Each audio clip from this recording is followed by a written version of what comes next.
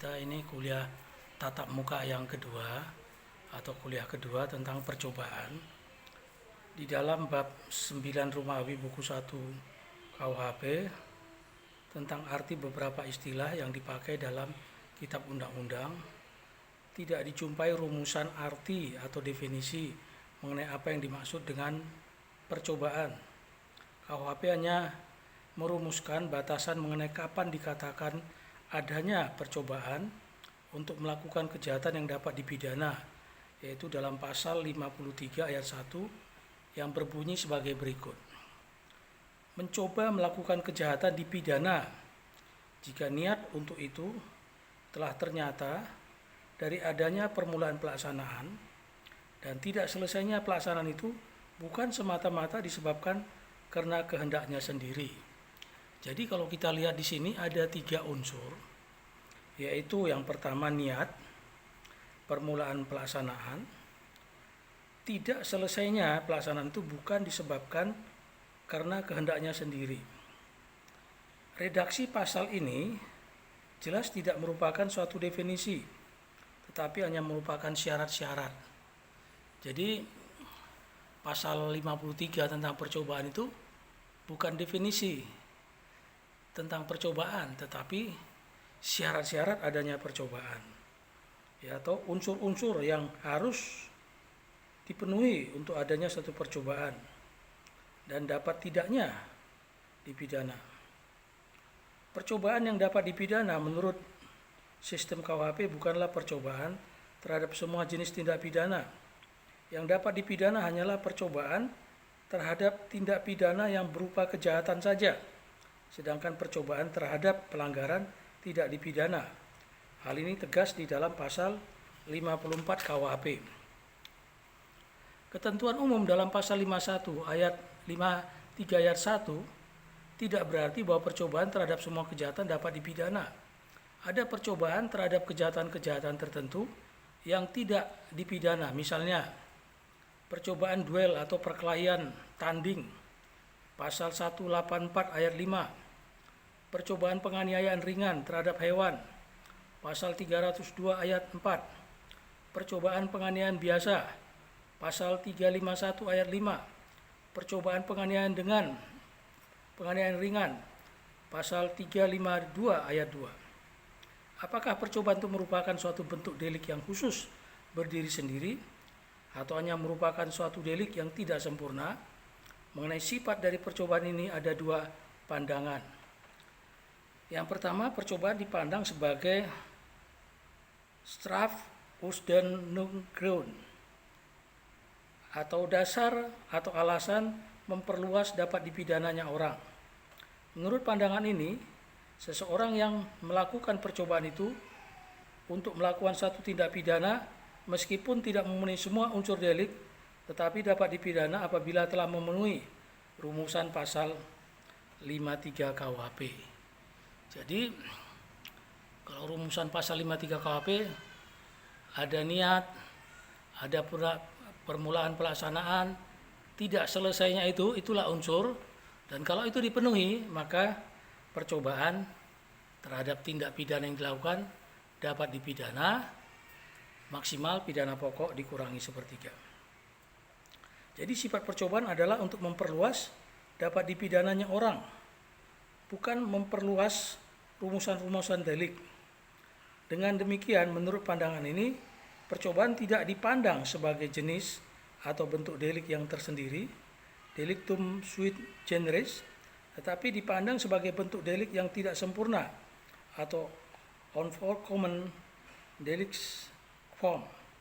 Termasuk dalam pandangan pertama ini ialah Profesor Hazewinkel-Suringer dan Profesor Umar Seno Haji. Percobaan dipandang sebagai Tatbestand an der Grund atau dasar atau alasan memperluas suatu dapat dipidananya perbuatan. Menurut pandangan ini, percobaan melakukan suatu tindak pidana merupakan satu kesatuan yang bulat dan lengkap. Percobaan bukanlah bentuk delik yang tidak sempurna, tetapi merupakan delik yang sempurna, hanya dalam bentuk yang khusus atau istimewa. Jadi merupakan delik tersendiri atau delictum sui sui generis. Termasuk dalam pandangan kedua ini adalah Profesor Pompe dan Profesor Mulyatno. Alasan Mulyatno memasukkan percobaan sebagai delik tersendiri ialah pada dasarnya seorang itu dapat dipidana karena merupakan satu delik. Dalam konsepsi perbuatan pidana, pandangan dualistis untuk suatu delik didasarkan pada pokok pikiran adanya sifat berbahayanya perbuatan itu sendiri bagi keselamatan masyarakat. Dalam hukum adat tidak dikenal percobaan sebagai bentuk delik yang tidak sempurna. Yang ada hanyalah delik selesai. Yang dikemukakan diambil dari buku Karni ialah putusan pengadilan adat di Palembang di mana seorang laki-laki bernama Abu Samah telah mengaku menangkap atau mendekap badan seorang gadis bernama Udayah dengan maksud melakukan persetubuhan. Lelaki tersebut tidak dipidana karena melakukan percobaan persetubuhan dengan paksa, tetapi dipidana karena menangkap atau mendekap badan si gadis tersebut. Dasar dapat dipidananya percobaan. Mengenai dasar dapat pemidanaan terhadap percobaan ialah ada beberapa teori. Yang satu teori subjektif. Menurut teori ini, dasar patut dipidananya percobaan terletak pada sikap batin atau watak berbahaya dari si pembuat. Termasuk penganut teori ini adalah Van Hamel. Jadi sikap batin itu berada di dalam diri seseorang, subjektif. Ya. Sementara teori objektif, menurut teori ini patut dipidananya perbuatan terletak pada sifat berbahayanya perbuatan yang dilakukan oleh si pembuat. Teori ini terbagi dua, yaitu teori objektif formil yang menitik beratkan sifat berbahayanya perbuatan itu terhadap tata hukum. Menurut teori ini, suatu delik merupakan suatu rangkaian dari perbuatan-perbuatan yang terlarang. Dengan demikian, apabila seorang melakukan perbuatan percobaan, berarti ia telah melakukan sebagian dari rangkaian delik yang terlarang itu. Ini berarti telah membahayakan atau terlanggarnya tata hukum. Termasuk teori ini antara lain Duineses dan Zevenbergen. Teori objektif material yang menitik beratkan pada sifat berbahayanya perbuatan terhadap kepentingan atau badan hukum. Penganutnya Simon. Teori campuran. Teori ini melihat dasar patut dipidananya percobaan dari dua segi, yaitu sikap batin pembuat yang berbahaya, segi subjektif, dan juga sifat berbahayanya perbuatan, segi objektif. Termasuk dalam teori ini ialah pendapat Langemeyer dan Yonkers. Namun karena dalam kenyataannya pelaksanaan dari teori ini tidak mudah, mereka nampaknya lebih cenderung pada teori subjektif. Profesor Mulyatno dapat dimasukkan dalam golongan penganut teori campuran. Menurut beliau, rumusan delik percobaan dalam pasal 53 KUHP mengandung dua inti, yaitu subjektif, niat untuk melakukan kejahatan tertentu, dan objektif, kejahatan tersebut telah dimulai, dilaksanakan tetapi tidak selesai. Dengan demikian, menurut beliau, dalam percobaan tidak mungkin dipilih salah satu antara teori objektif dan teori subjektif. Karena jika demikian berarti menyalahi dua inti dari delik percobaan itu. Ukurannya hanya harus mencakup dua kriteria tersebut, subjektif dan objektif. Di samping itu beliau mengatakan bahwa baik teori subjektif maupun teori objektif apabila dipakai secara murni akan membawa kepada ketidakadilan. Unsur-unsur percobaan. Dari rumusan pasal 53 ayat 1 KUHP dapat terlihat bahwa unsur-unsur percobaan adalah 1. Adanya niat. 2. Adanya permulaan pelaksanaan. 3. Pelaksanaan tidak selesai, bukan semata-mata karena kehendaknya sendiri. Kita mulai dari niat.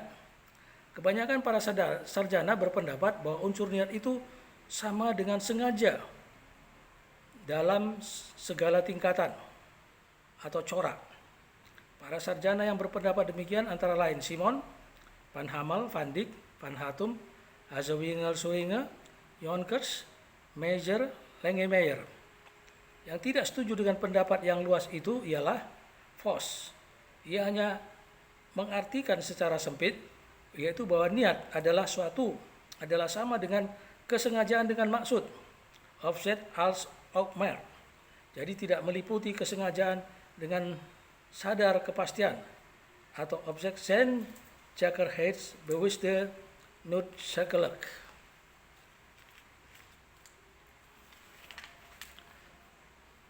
Dan kesengajaan dengan sadar kemungkinan, menurut pendapat Vos yang sempit itu, di samping berbeda dengan pendapat sarjana pada umumnya, juga nampaknya tidak diikuti oleh jurisprudensi. Misalnya Ares Hogerat, tanggal 12 Maret 1943, kasusnya seorang yang sedang berdiri di bondes kereta api. Ketika akan diperiksa barangnya oleh petugas, telah menendang kaki petugas tersebut sehingga apabila ia tidak dengan cepat berpegang pada tiang besi kereta api, pasti ia terjatuh keluar dan menemui ajalnya. Putusan Hogerat percobaan untuk membunuh. Kemudian yang kedua, Ares Hogerat tanggal 6 Februari tahun 1951. Kasusnya seorang petugas pengusut pelanggaran lalu lintas telah memberi tanda agar sebuah kendaraan bermotor berhenti, tetapi sopirnya tidak menurut dan berjalan terus, sehingga jika petugas itu tidak cepat-cepat menghindar, pasti akan tertabrak dan menemui ajalnya. Ini putusan Hogerat percobaan pembunuhan. Dalam kedua kasus di atas sebenarnya tidak ada maksud dari si pembuat untuk membunuh. Ia hanya bermaksud untuk lari atau menghindarkan diri berurusan dengan si petugas. Dengan demikian apabila digunakan pendapat Vos, maka dalam hal ini tidak dapat dikatakan adanya percobaan pembunuhan. Demikian pula misalnya dalam kasus orang yang mengirim kue beracun kepada musuhnya A, dan dia menyadari kemungkinan adanya orang lain yang ikut makan, misalnya anak-anak dan istri A. Kalau rencana orang itu gagal, bukan karena kehendaknya sendiri, maka menurut ukuran Vos dalam hal ini tidak mungkin dikatakan adanya percobaan pembunuhan. Dalam kasus serupa, menurut Hazewinkel-Suringe, bukan saja ada percobaan pembunuhan berencana terhadap A, tetapi juga adanya percobaan pembunuhan terhadap anak-anak dan istri si A. Mengenai unsur niat ini, Profesor Mulyatno berpendapat sebagai berikut.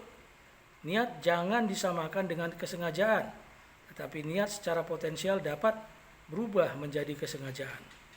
Apabila sudah ditunaikan menjadi perbuatan yang dituju, dalam hal ini semua perbuatan yang diperlukan untuk kejahatan telah dilakukan, tetapi akibat yang dilarang tidak timbul atau percobaan selesai, di situ niat 100% menjadi kesengajaan, sama kalau menghadapi delik selesai.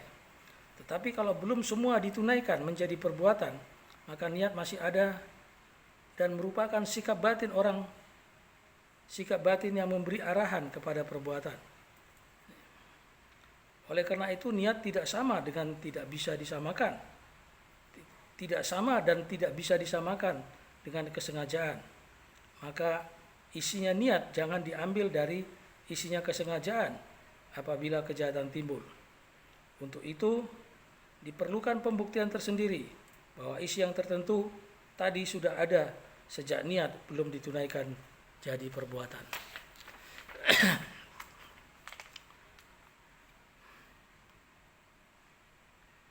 Yang kedua adalah permulaan pelaksanaan. Unsur kedua merupakan percobaan, persoalan pokok. Dalam percobaan yang cukup sulit karena baik secara teori maupun praktek, selalu dipersoalkan batas antara perbuatan persiapan dan perbuatan pelaksanaan. Dalam memecahkan masalah ini, para sarjana menghubungkan dengan teori atau dasar-dasar patut dipidananya percobaan.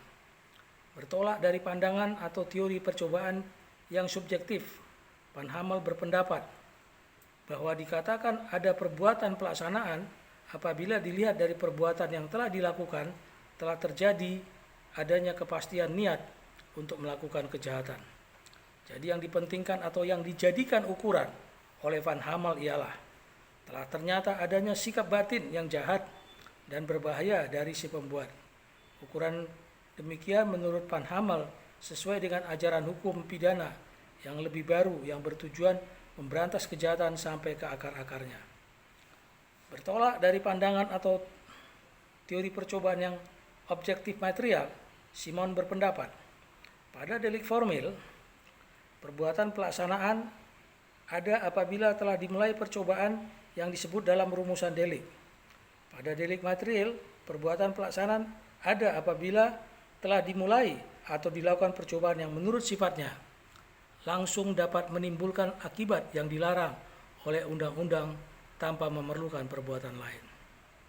Misal, unsur delik untuk delik formil, A bermaksud melakukan pencurian di rumah B. Untuk melaksanakan maksud itu, A telah mempersiapkan segala sesuatu peralatan untuk mencuri. Kemudian pada malam hari ia mendatangi rumah B. Sesampai di rumah B ia mematikan lampu teras, melepas kaca jendela, dan baru saja A masuk rumah lewat jendela, ia tertangkap. Apabila digunakan ukuran Van Hammel, maka dalam hal ini sudah dikatakan ada perbuatan pelaksanaan. Tetapi menurut ukuran Simon, baru merupakan perbuatan persiapan, karena belum mulai dilakukannya perbuatan seperti yang dimaksud dalam rumusan delik. Pencurian, pasal 362 KUHP, yaitu mengambil barang. Apabila A sudah mengambil barang dan pada saat itu ketahuan dan tertangkap, barulah dikatakan pada saat itu A telah melakukan percobaan pelaksanaan yang oleh karenanya dapat dituntut telah melakukan percobaan pencurian. Untuk delik material, A bermaksud membunuh B dengan meledakkan mobil yang dikendarainya dengan dinamit suatu tempat yang dilalui B. A telah mempersiapkan dinamit dan segala peralatan yang diperlukan dengan rapi dan menunggu di samping shockbreaker sampai B duduk di samping seklar sampai B lewat di tempat itu. Apabila pada saat menunggu itu gerak-gerik A dicurigai oleh dan akhirnya ditangkap, maka menurut ukuran Simon perbuatan A belum merupakan perbuatan pelaksanaan, tetapi baru perbuatan persiapan. Karena untuk meledakkan dinamit itu masih diperlukan perbuatan lain, yaitu mengontakkan atau menekankan saklarnya. Nah, saudara-saudara, kalau dibahas tentang percobaan ini menjadi menarik karena para sarjana satu sama lain, ahli satu sama lain berupaya untuk menjelaskan percobaan itu yang sejelas-jelasnya. Mereka membangun teori, kemudian menghubungkannya dengan unsur-unsur, dan di dalam persidangan nantinya hal-hal seperti inilah yang menjadi perdebatan. Oleh karena itu saudara-saudara, nanti dalam kuliah tatap muka yang ketiga, kalian oleh admin sudah dibagi tugas-tugas, ada buku yang diacu. Mungkin nanti satu permasalahan, ada 2 orang, ada lebih dari 2 ya. Dan apa yang sudah kalian garap di email ke saya, nanti dimasukkan ke admin, ke SPADA dan OCW oleh admin. Kemudian pada saat kita kuliah tatap muka, itu bisa dipresentasikan, dan syukur pada saat dipresentasikan itu, kalian tidak hanya sekedar mengambil dari buku, tetapi juga mengembangkannya menjadi suatu kasus di mana teori-teori yang kalian pelajari di Fakultas Hukum dapat diterapkan pada kasus itu. Itulah sebabnya dalam penulisan karya ilmiah selalu ada tinjauan pustaka atau teori, dan itu bisa kita pelajari sejak dari perkuliahan. Saya kira itu untuk kuliah tatap muka yang kedua. Di tatap muka yang ketiga nanti kita masih juga percobaan lanjutan, dan ada presentasi dari kelompok-kelompok yang sudah ditunjuk oleh admin. Oleh karena itu, biarlah pada hari Jumat sore kalian sudah mempersiapkan karena materi yang saya geluti sekarang ini pun akan diupload nanti malam masuk ke Spada dan OJW. Saya kira demikian, sampai ketemu pada kuliah mendatang, dan tugas-tugas mungkin sudah tahu karena sudah di breakdown oleh admin. Ya, mungkin ada satu permasalahan dengan 2 orang atau lebih, biarlah itu dapat berjalan dengan baik. Saya kira demikian, tetap semangat, berdoa terus, dan sampai ketemu pada tatap muka berikutnya.